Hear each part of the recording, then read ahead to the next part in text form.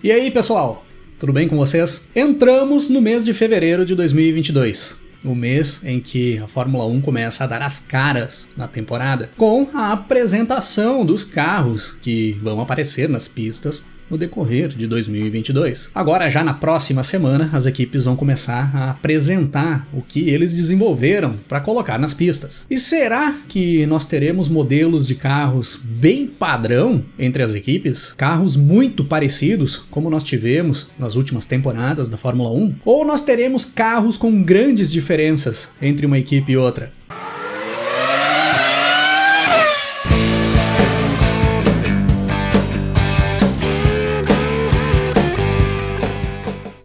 Antes de entrar no assunto, pessoal, eu tenho um recado aí pra galera que acompanha direto aqui o canal, que tem interesse em apoiar o projeto e tem interesse em receber mais conteúdo que o Rock 'n' Race produz. Após assistirem ao vídeo, cliquem aí embaixo no botão Seja Membro e deem uma olhada nos novos planos para membros do clube Rock 'n' Race. Tiveram algumas mudanças do que a gente já tinha anteriormente, entraram outras opções e inclusive outras formas de tornar-se membro e apoiar o canal. Agora você pode ser apoiador através do Apoia-se também. Muita gente vinha me pedindo outras opções de apoiar que não fosse por cartão de crédito. Através do Apoia-se você pode ser um apoiador, um membro do canal, pagando por boleto bancário. Então, depois de assistir esse vídeo, clica no botão Seja Membro aí embaixo e dá uma olhada nas opções que tem ali. Agora, vamos ao assunto. Nos últimos anos, nós nos acostumamos a ver nas pistas da Fórmula 1 carros com poucas diferenças de design dentre todas as equipes que integram os grids. Os 20 carros que têm integrado os grids da Fórmula 1 nos últimos anos são praticamente todos iguais. Poucos detalhes do conjunto diferenciam um carro de uma equipe ou de outra. E se nós pegarmos, por exemplo, um carro qualquer, retirarmos todas as cores, toda a programação visual dele e apresentarmos para algum fã da categoria, ele vai ter um certo trabalho para dizer de que equipe é aquele carro que está sendo mostrado para ele. Isso é uma situação bem normal dentro da Fórmula 1, quando a categoria fica muito tempo dentro de um mesmo regulamento. A tendência é de que as equipes passem a copiar, entre aspas, com o passar do tempo, entre uma temporada e outra, os recursos utilizados pelas equipes que conseguem buscar um melhor desempenho nas pistas. E aí, com o passar da temporada, todas as equipes vão agregando esses recursos que geram um melhor desempenho no carro, todas passam a utilizar esses elementos mais otimizados e os carros vão ficando, de certa forma, padronizados. Por mais que os elementos não sejam exatamente iguais, eles acabam sendo muito parecidos. E para quem vê os carros passando na pista em alta velocidade, com aquele bolo de carros juntos, parece que os carros são todos iguais. Mas se nós vemos no decorrer da história da Fórmula 1 que o passar do tempo dentro do mesmo regulamento faz os carros ficarem praticamente iguais dentro da pista, nós podemos tentar entender o que acontece quando ocorrem essas mudanças radicais de regulamento. Essas grandes mudanças que acontecem de uma temporada para outra, que é a nossa situação atual em 2022. Nós estamos entrando em um regulamento totalmente novo, onde os carros vão aparecer bem diferentes do que nós víamos nas últimas temporadas. Mas teremos diferenças entre os projetos desenvolvidos por cada equipe? Ou todas vão mostrar carros bem parecidos? Lá no início dos anos 50, quando a Fórmula 1 deu seus primeiros passos, os carros tinham um padrão muito parecido. As baratas eram grandes, pesadas, o motor ficava na parte dianteira, o cockpit jogado bem para trás do conjunto, e naquelas imagens em preto e branco era bem difícil de diferenciar uma equipe da outra. Esse padrão seguiu assim por quase toda a década de 50, tirando algumas exceções, quando algumas equipes levaram para as pistas alguns carros mais largos, ou carros com as carenagens mais largas. Até que no final da década de 50, a equipe Cooper levou para as pistas uma grande inovação, que já vinha utilizando em outras categorias, o carro com motor traseiro. Esse projeto do carro com motor traseiro acabou mostrando-se bem promissor e virou tendência dentro da categoria. Na virada dos anos 50 para os anos 60, todas as equipes passaram a migrar os seus projetos para motores traseiros também. E aí criou-se, no decorrer da década de 60, o que nós passaríamos a chamar de carros charuto. Aqueles carros menores, mais ágeis, com um perfil mais baixo, que marcaram a Fórmula 1 dos anos 60. Por toda aquela década, carros bem parecidos dentro das pistas entre todas as equipes, os carros charuto. Mas Mas quando se fala em carros diferentes dentro da Fórmula 1, não tem como não lembrar da década de 70, principalmente da primeira metade da década de 70, onde os engenheiros, os projetistas e os designers estavam alucinados nas pranchetas,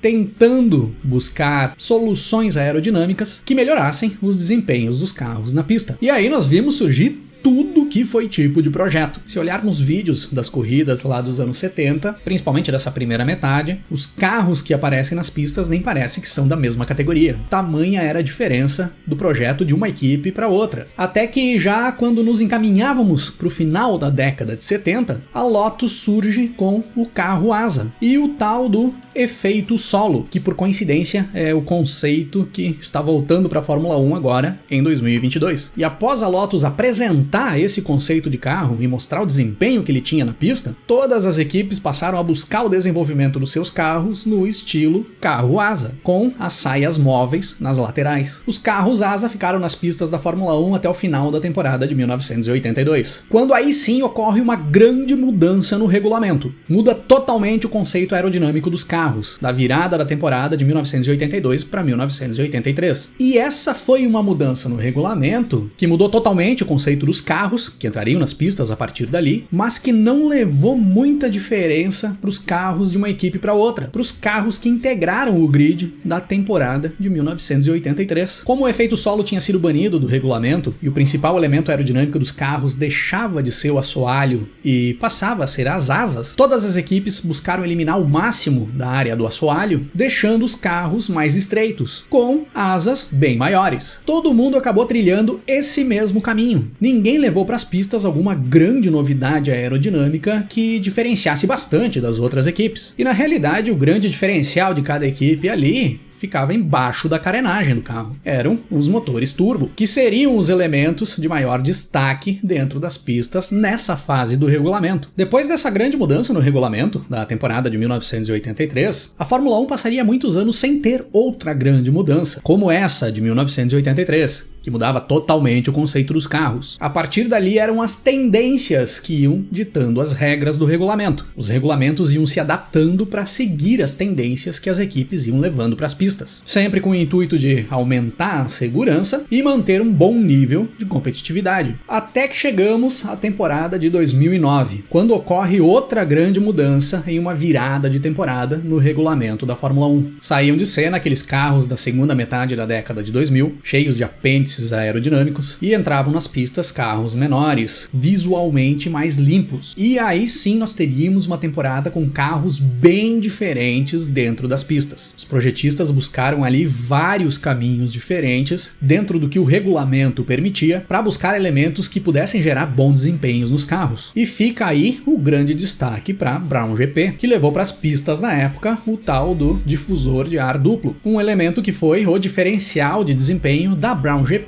nessa temporada em relação às outras equipes. Lógico que a Brown não foi a única a levar um difusor de ar nesse estilo, mas foi a que melhor conseguiu trabalhar com esse conceito, principalmente na primeira metade da temporada, até as outras equipes começarem a se adaptar a esse elemento que era um diferencial da equipe que vinha vencendo as corridas. E a última grande mudança do regulamento que nós vimos dentro da Fórmula 1 foi na virada de 2013 para 2014, com o início da era dos motores híbridos. Dessa vez também nós vimos ali em 2014 as equipes levarem para as pistas carros com elementos diferentes de uma equipe para outra, dentro do que o regulamento permitia. Não eram grandes diferenças, mas eram diferenças que acabavam destacando bem um carro do outro, principalmente no bico dos carros. Algumas coisas até bizarras apareceram ali naquele ano. Neste caso, nós não tivemos nenhuma equipe que tenha levado algum elemento, algum componente que tenha se destacado por gerar um grande desempenho no carro, que acabasse virando tendência a partir dali. Mas foi ali o surgimento da hegemonia da Mercedes, que vem durando até hoje, que era a equipe que vinha trabalhando há mais tempo no projeto do carro desse novo regulamento, e era a equipe que tinha investido mais para tornar esse carro o carro vencedor da Fórmula 1, principalmente no desenvolvimento da unidade de potência da Mercedes. E agora em 2022 nós temos uma situação muito parecida com o que foi lá em 1983 e também com as temporadas de 2009 2009 e 2014. E o que nós podemos esperar ver nas pistas nessa temporada de 2022? Na minha opinião, nós não teremos carros com tantas diferenças entre uma equipe e outra, como nós tivemos lá na temporada de 2009, e talvez nem tantas diferenças como 2014, que já foi mais sutil. Eu acho esse regulamento de 2022 mais engessado. Lógico que tem uma janela para trabalhar, tem uma janela que os projetistas podem usar da criatividade para criar elementos que acabem diferenciando um carro do outro na pista, mas eu acho que esses elementos vão ser pequenos detalhes, talvez carros com bicos diferentes, como nós vimos ali em 2014, mas eu acredito que até uma diferença menor do que nós víamos ali, e algum outro pequeno detalhe na carenagem. Mas os conceitos de superfície dos carros devem ser iguais. As asas vão ser praticamente padronizadas, como já vem sendo há alguns anos dentro da Fórmula 1. O corpo do carro deve ser meio padrão, por mais que eu já vi alguns projetistas falando em possibilidade de variação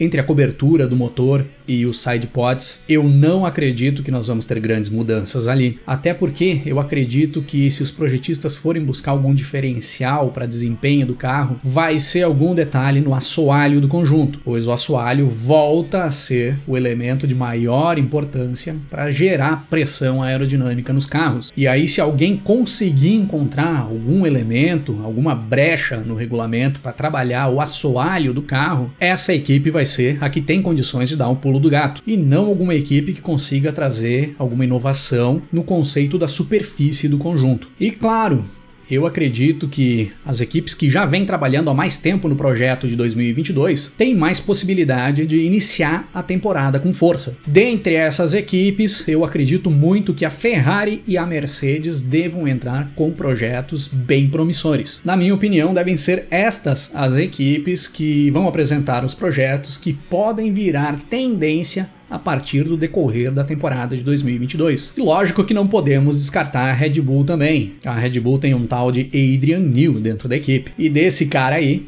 a gente não pode duvidar de nada. No final das contas eu acabo só.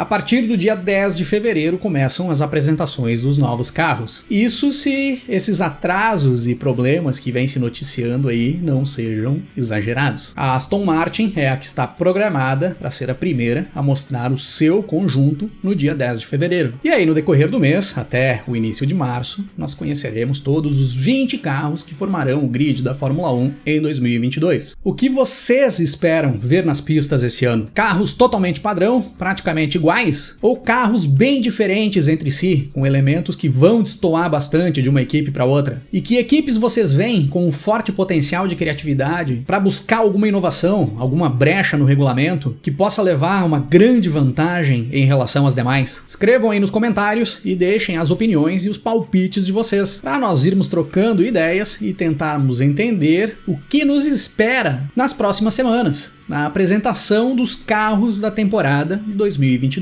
Valeu por ter assistido ao vídeo. Se curtiu, não esquece de deixar um like, não esquece de se inscrever no canal, se ainda não é um inscrito, e não esquece de clicar no botão Seja Membro aí embaixo e dar uma olhada nas novidades dos nossos planos para membros do Clube Rock and Race. Tem novidades bem bacanas ali para quem quer receber mais conteúdo do canal. E claro, nós vamos nos falando na sequência. Um grande abraço para todo mundo. Até mais! Eu aprendo com você. Eu te quero o dia inteiro.